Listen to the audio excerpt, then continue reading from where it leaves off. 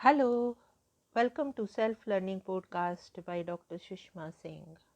Let us start discussion on Unit 9, Class and Legitimacy. And our topic is Capitalism, Class Relations and Development.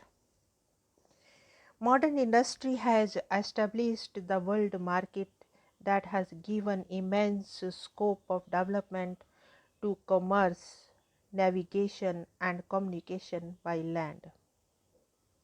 These developments again have paved the way for the extension of industries and free trade. The bourgeois class constantly maximizes its profit through the expansion of new markets, introduction of new technology, extraction of surplus value, and exploitation of proletariat. However, along these development, there emerge new forces of contradiction within the capitalist system.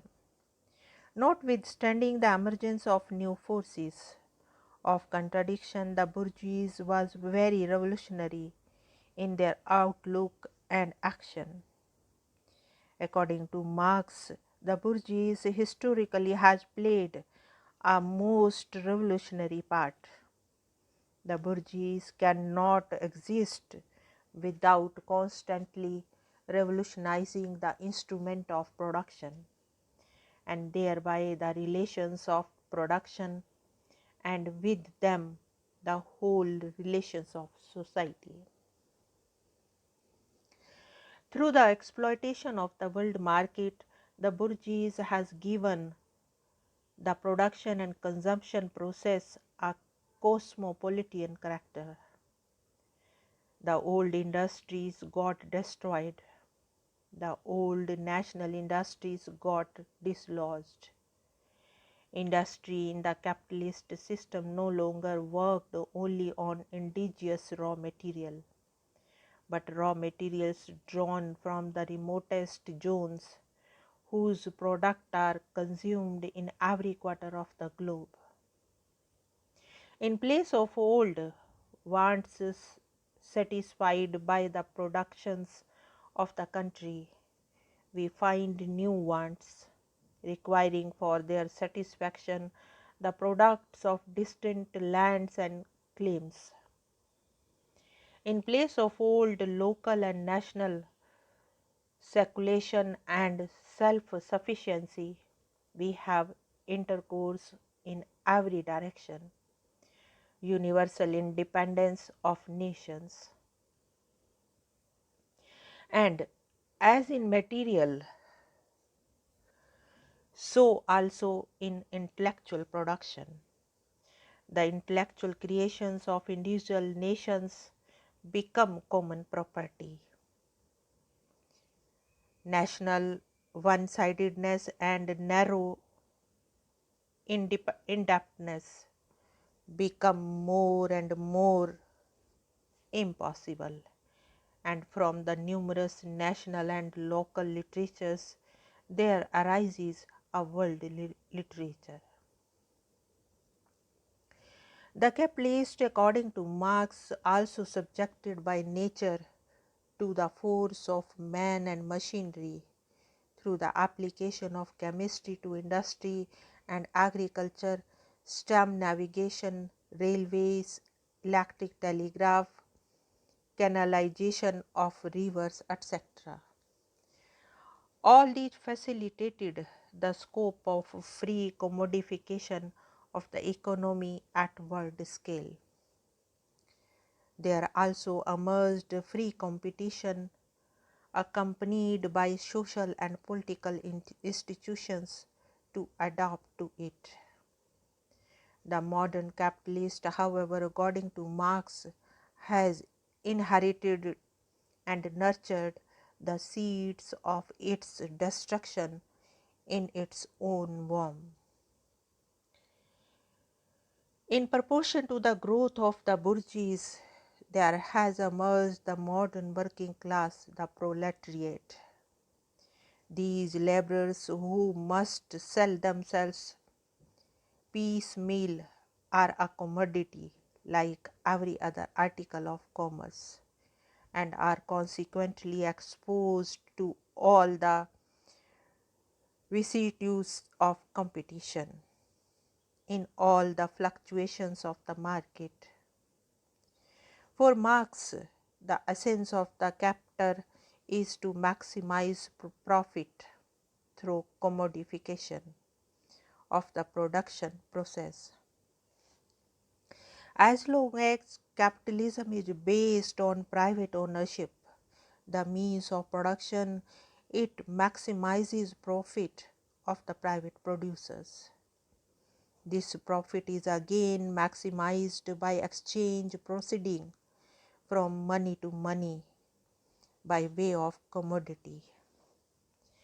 Gradually, the proceed from money to money by way of commodity end up with more money than one had at the outset. To explain the source of profit, Marx talked about the theory of value, wage and surplus value.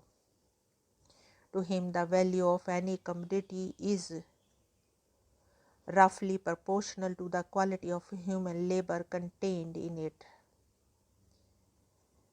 The wage capitalists pay to the workers as the compensation for the labor power the worker rent to the capitalist is equal to the amount necessary for the existence of the workers and their family to produce merchandise for the capitalist.